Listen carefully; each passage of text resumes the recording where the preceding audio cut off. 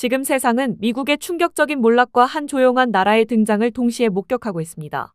한때 자신들의 국익만을 내세우며 거액의 투자를 요구했던 미국이 불과 72시간 만에 모든 것을 뒤집고 애원하는 처지가 그들의 심장이 멈추자 150만 발의 포탄과 63%의 생산 능력 소실, 그리고 긴박했던 72시간이라는 숫자들이 미국의 자만심을 산산조각냈습니다. 결국 그들은 떨리는 손으로 오직 한국만 예외라는 관세 철회 서류에 서명해야 했습니다. 과연 무엇이 미국을 무릎 꿇게 만들었고 침묵하던 한국의 어떤 실력이 세상을 바꾼 것일까요? 지금부터 공개될 세계를 뒤흔든 놀라운 이야기를 끝까지 놓치지 마세요. 지금 세상은 안녕하세요. 제 이름은 라이언입니다. 저는 글로벌 공급망 분석가예요. 지난 20년간 저의 모든 분석과 데이터는 미국의 영원한 패권을 가리키고 있었죠. 아벨 대통령의 강력한 자국 우선주의 정책, 특히 한국에 대한 3,500억 달러 투자 요구는 그 패권의 오만하고 확고한 표현처럼 저에게 느껴졌습니다. 하지만 2025년 10월 새벽 3시 47분 모든 것이 산산이 부서지는 순간을 제가 경험했어요. 테네시의 미국 최대 군수공장이 단순한 폭발이 아니라 증발이라는 충격적인 소식으로 사라졌다는 보고가 들어왔죠. 저의 20년간의 분석 경험은 그 순간 순식간에 무너져 내리는 기분이었어요. 평소 같으면 생산 지표로 환하게 빛나던 12개의 모니터는 모두 검은색으로 변해버렸고 연간 생산량의 63%가 한순간에 소실된 참혹한 현실을 마주해야만 했습니다. 닉 국방부 정책 차관은 재고가 고작 3개월분밖에 남지 않았다는 절망적인 현실을 저에게 보고했죠. 백악관 회의는 처음에는 아벨 대통령의 관세 정책 보고로 시작되었습니다만 이제 그 서류는 아무런 의미가 없어져 버렸어요. 에린 재무부 장관은 관세 유지가 불가능하며 오히려 우리가 먼저 무너질 것이라는 잔인한 진실을 덤덤하게 언급했습니다. 무거운 침묵이 회의실 전체를 짓누르는 가운데 누군가가 조심스럽지만 단호하게 한국의 존재를 언급했어요.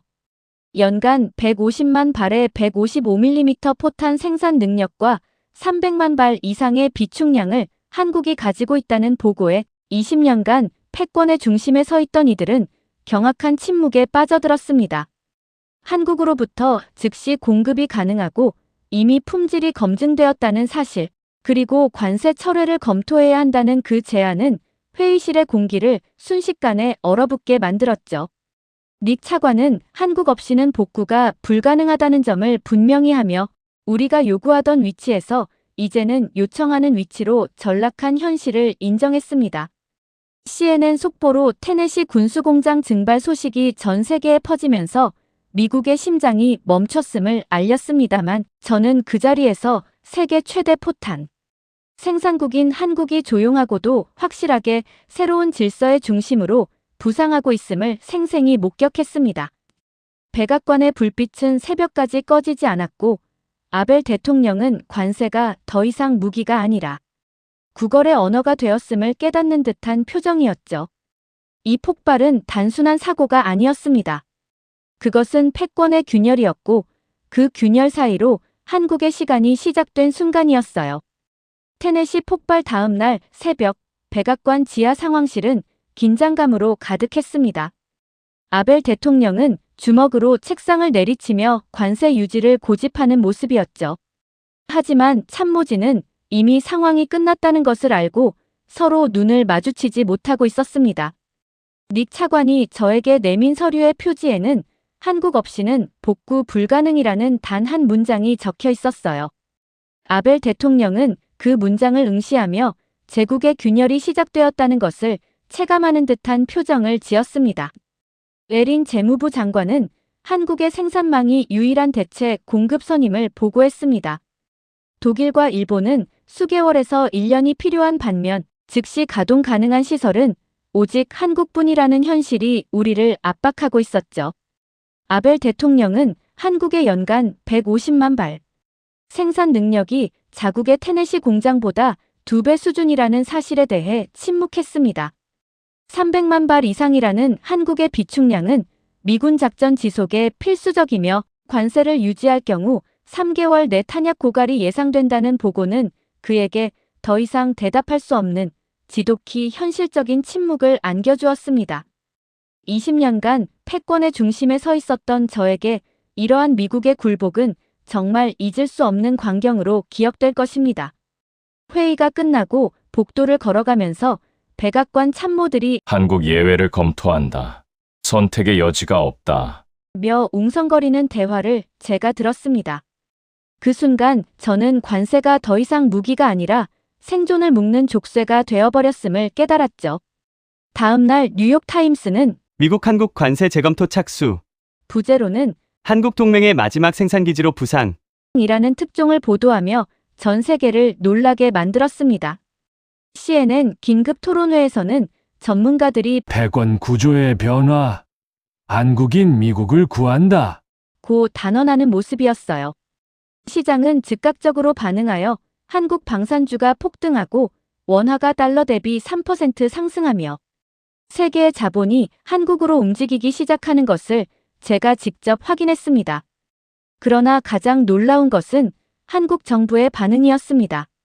청와대 대변인은 현재로선 논의할 사안이 없습니다. 라는 단 한 줄만 발표하며 침묵을 유지했어요. 그 침묵은 말이 아닌 숫자로 그리고 시장의 움직임으로 증명되는 더욱 강력한 메시지였다는 것을 저는 느꼈습니다.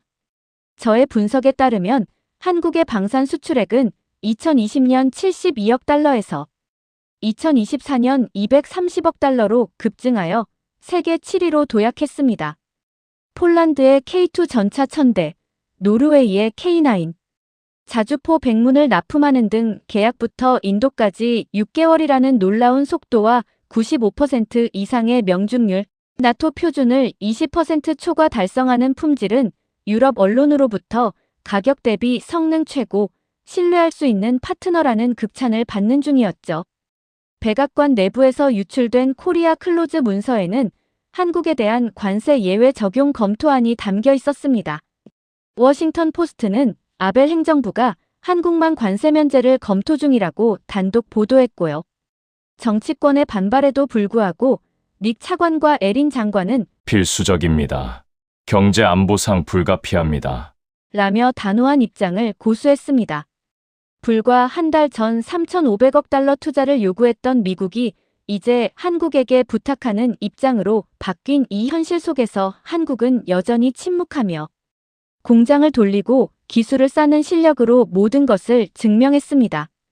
저는 패권이 언성을 높이는 쪽이 아니라 침묵을 지키고 준비된 쪽에 있다는 것을 그때 깨달았어요. 테넷이 폭발 후 72시간이 지나자 저의 데이터 속에서 미군의 해외 작전은 정지되었고 모든 전선에서 탄약 부족 경보가 요란하게 울리기 시작했습니다.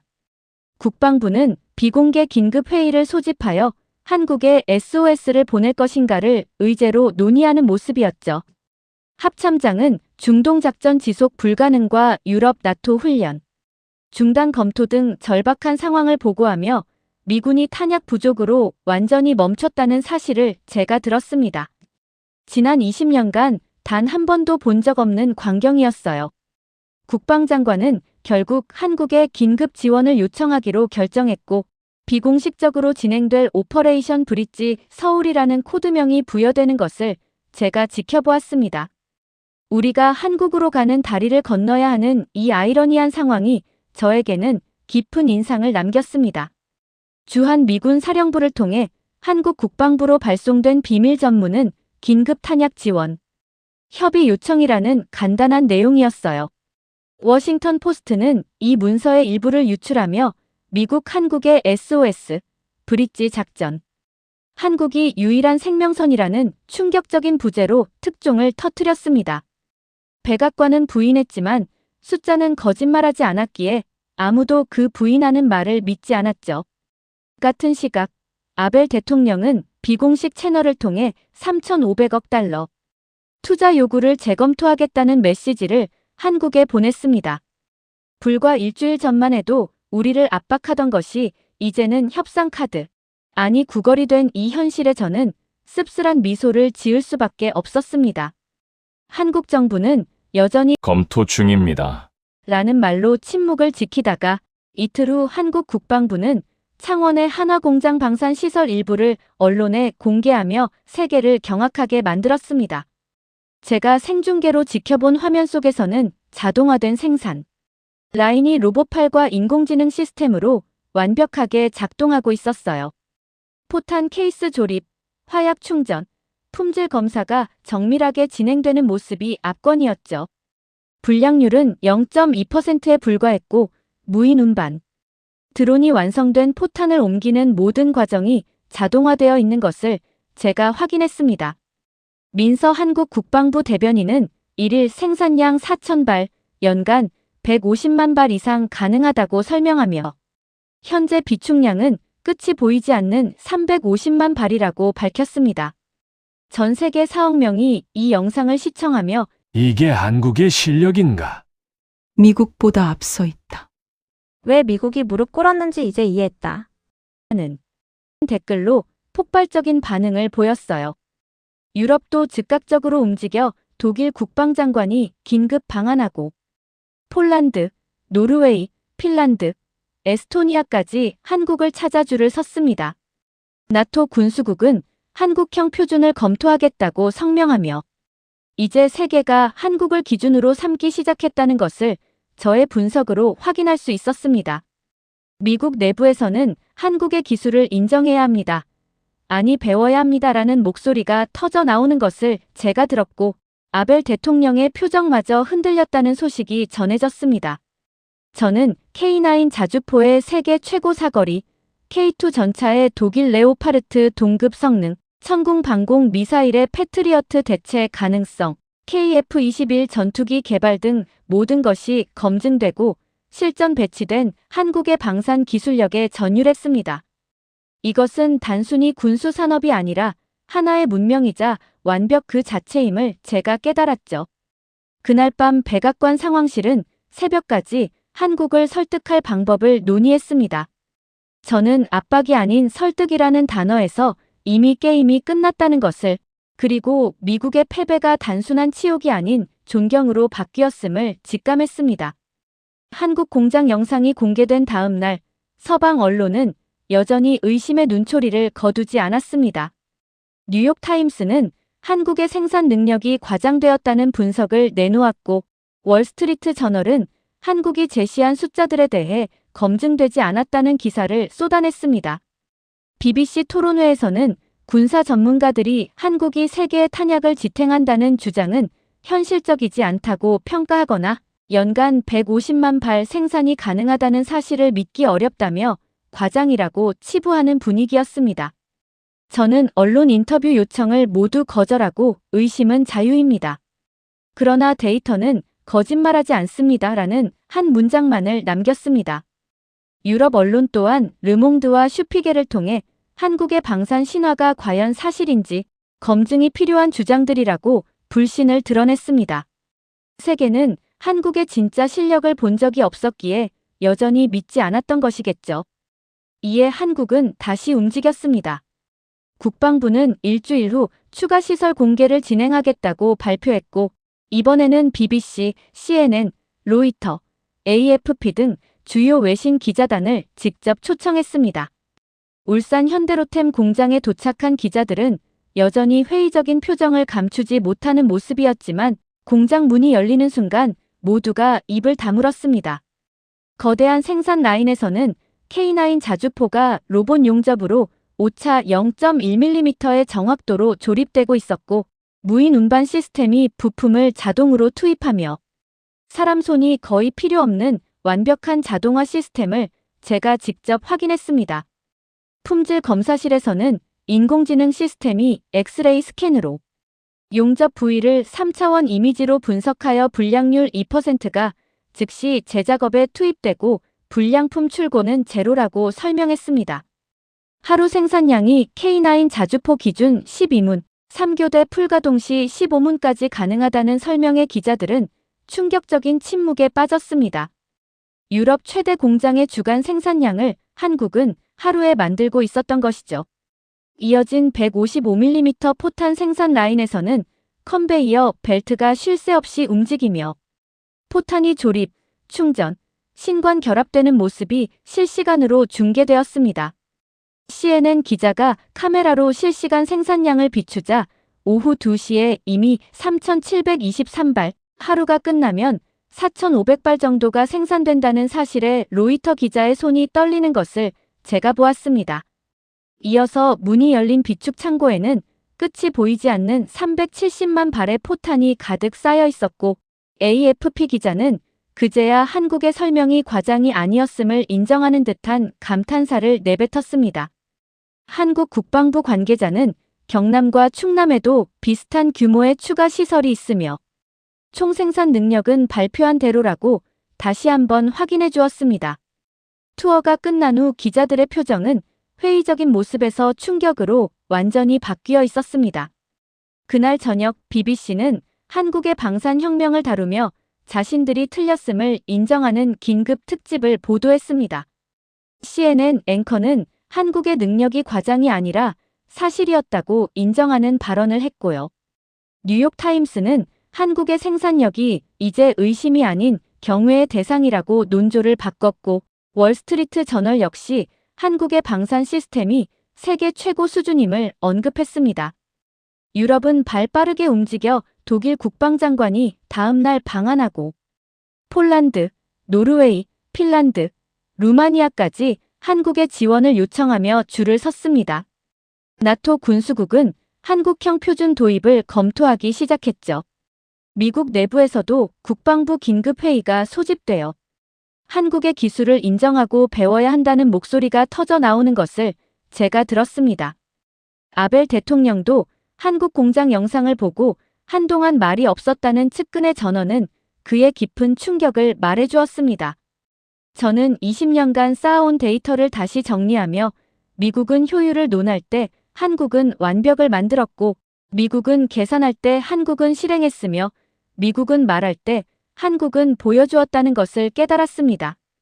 그 차이가 세상을 바꾼 것이었고 한국은 단순한 과장이 아닌 혁신의 실체였음을 제가 마침내 인정합니다. 두 번째 공장 시설 공개 사흘 후 서울은 담담하고 차분한 목소리로 한국이 동맹국의 방산 안정화를 위해 제한적인 탄약 지원을 검토한다는 단 한 문장만 발표했습니다. 이 한 문장에 전 세계 시장은 폭발적으로 반응하는 것을 제가 직접 목격했죠. 나스닥 방산 섹터가 급등하고 코스피는 3% 상승, 방산주는 상한가 행진을 이어갔습니다. 원화는 달러 대비 4% 급등하며 외국 자본이 한국으로 급격히 몰려드는 현상을 제가 분석했어요. CNN은 한국이 세계를 구하고 있다고 보도하는 모습이었죠. 저는 이단 한 문장이 패권을 바꿨음을 마음속으로 중얼거렸습니다. 이틀 후 인천항에는 10만 발의 155mm 포탄을 실은 컨테이너가 줄지어 서 있었고 한국 해군 수송함 독도함에는 태극기와 성조기가 나란히 걸린 채 브릿지 1 작전의 출항 준비가 완료되어 있었습니다. 한국 국방부 장관과 주한 미군 사령관이 참석한 가운데 사령관은 떨리는 목소리로 감사 인사를 건네기보다 경례를 통해 한국에 대한 깊은 존경을 표하는 모습이었습니다. 독도함이 인천항을 빠져나가자 전 세계는 그 배에 실린 것이 단순히 탄약이 아니라 신뢰이자 동맹임을 인식하는 듯 했습니다. 일주일 후 샌디에이고 항에 독도함이 도착하자 미군 의장대와 국방장관까지 직접 나와 이례적인 환영을 했습니다. 하역된 포탄 상자에는 메이드 인 코리아 문구가 선명했고 한 미군 병사는 그 포탄이 자신들을 지켜줄 것이라고 생각하는 듯한 표정을 지었습니다.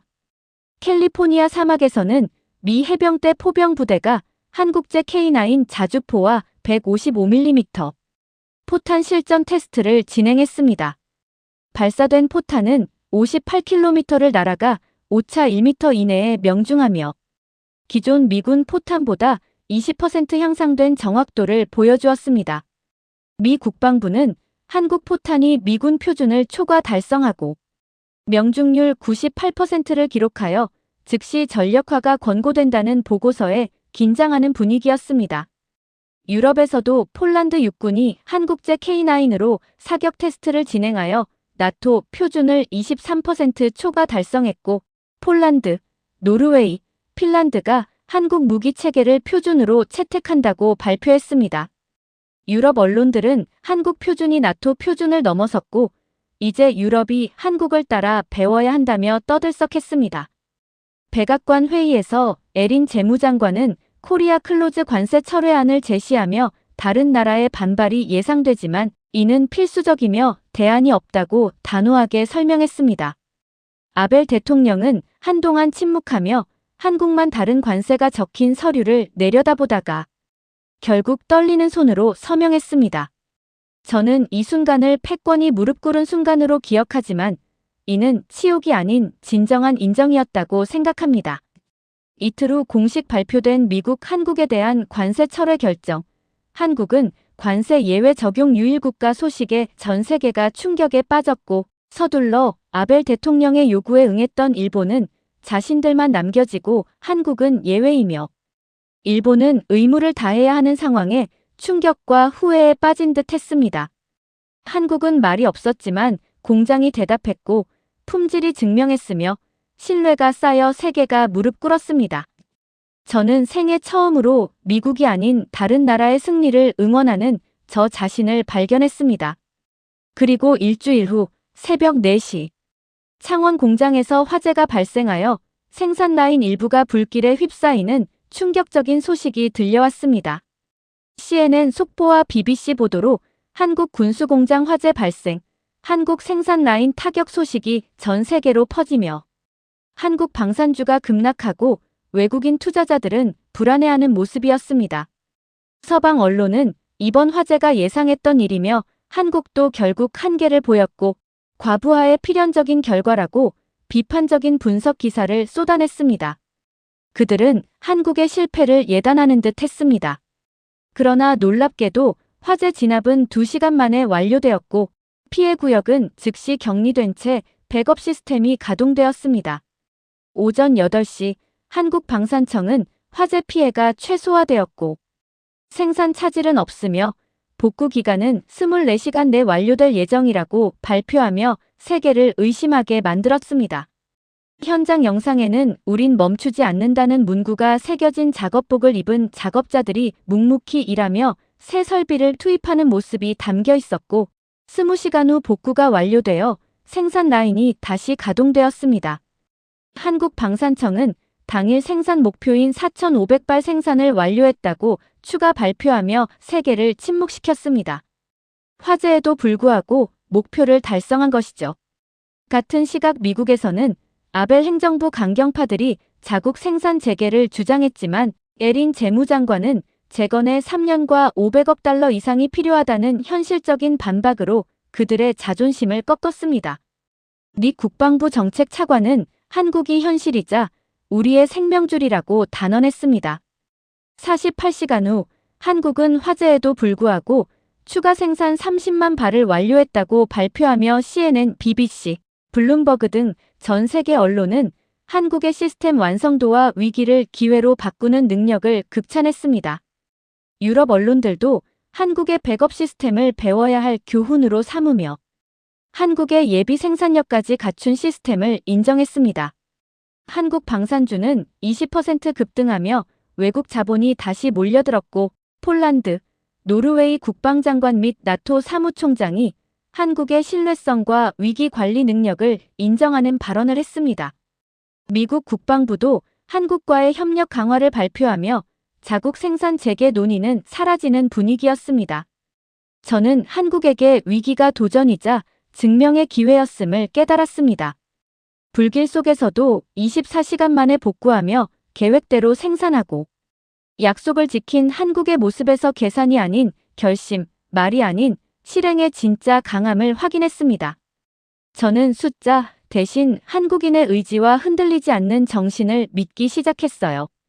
화재 사건 일주일 후 저는 백악관 지하 상황실에서 경제안보실, 국방부, 재무부가 모여 한국 관세 최종안을 논의하는 모습을 지켜보았습니다. 닉 차관은 테네시 공장 재건에 최소 3년이 필요하며 그동안 한국이 유일한 공급선임을 다시 한번 강조했습니다. 에린 재무장관은 한국과의 협력 없이는 동맹 체계 유지가 불가능하므로 관세 철회가 필수적이라고 설명했습니다. 참모진은 더 이상 선택의 여지가 없다는 것을 인정하고 모두 고개를 끄덕였습니다. 오전 6시 아벨 대통령은 굳은 표정으로 서류를 받아들고 모든 나라의 관세를 유지하되 단 하나의 예외를 두겠다고 말했습니다. 그리고 그 예외가 바로 한국이라고 선언했죠. 한국만 다른 관세라는 이 문장은 분명 역사에 기록될 것이었습니다. 아벨 대통령은 떨리는 손으로 20초간 망설임 끝에 결국 서명을 마쳤습니다. 저는 이 순간을 패권이 무릎 꿇은 순간으로 기억하지만 이는 단순히 치욕이 아니라 진정한 인정이었다고 생각합니다. 이틀 후 미국이 한국에 대한 관세를 전면 철회하고 한국이 관세 예외 적용의 유일한 국가라는 공식 발표가 나가자 전 세계는 충격에 빠졌습니다. 특히 서둘러 3,500억 달러 투자 협약을 맺었던 일본은 자신들만 남겨지고 한국은 예외이며 일본은 의무를 다해야 하는 상황에 큰 충격과 외교 실패 논란에 휩싸인 듯 했습니다. 한국은 여전히 조용히 상호 존중의 결과라고만 발표하며 압박이 아닌 실력으로 얻어낸 승리임을 보여주었습니다. 독일과 프랑스 등 유럽 언론도 한국 모델, 한국식 외교의 승리를 분석하는 분위기였고 나토 사무총장 역시 한국이 신뢰로 지위를 얻었다고 발언했습니다.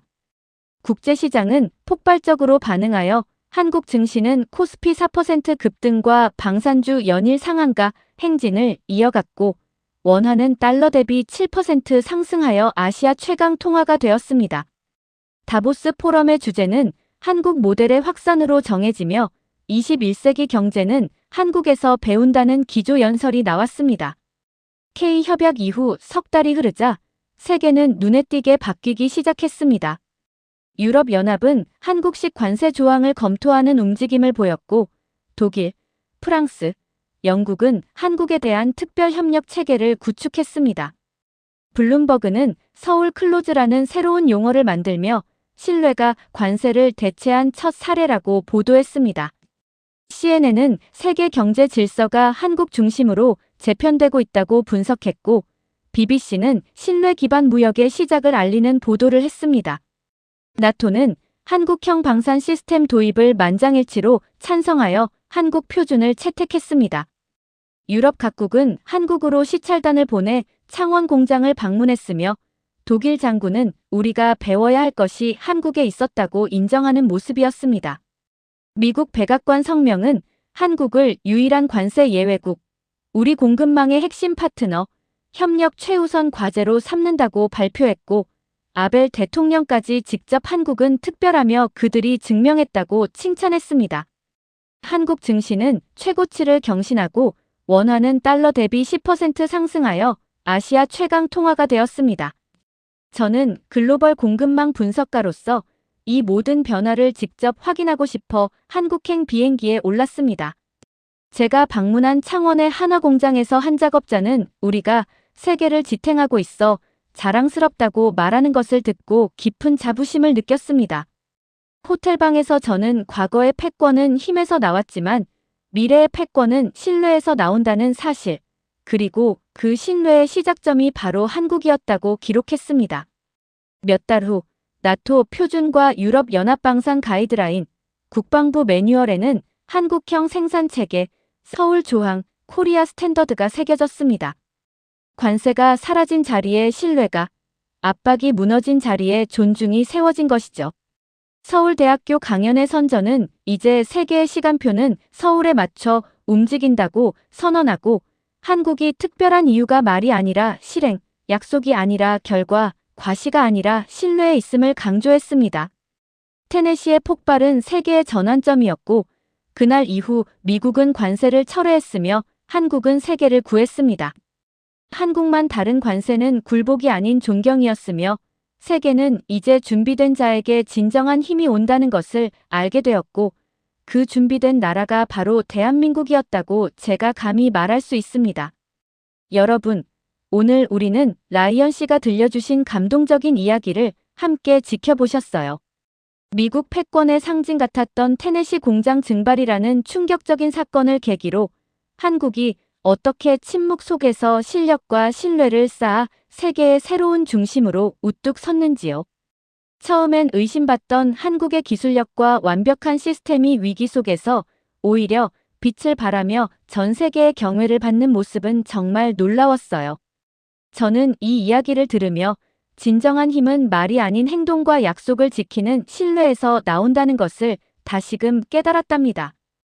위기 앞에서도 흔들리지 않고 묵묵히 실력을 증명하며 세계의 신뢰를 얻어낸 한국의 모습에 깊은 감동과 자부심을 느껴요.